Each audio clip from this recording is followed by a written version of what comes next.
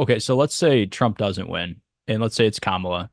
Um, is it still kind of like divided governments enough to protect against a lot of the craziness that potentially could come from one side having everything?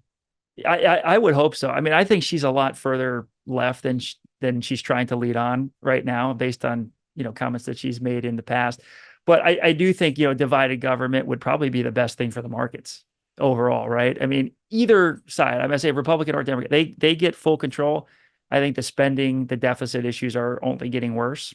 And that's what we need to be cautious of. So I think best case scenario for investors and for the American people as a whole is a divided government. In the unlikely scenario, you get a Kamala presidency, you get Democrats to win the House back and keep the Senate. So Democrats in all branches. What happens to the stock market? Is there a scenario where you say, hey, like market's down 20% if that happens? I don't think it's down necessarily. I mean, they would probably pass some changes to the tax code, which would be a negative. But I mean, you got to think, Nick, of the spending that'll take place there.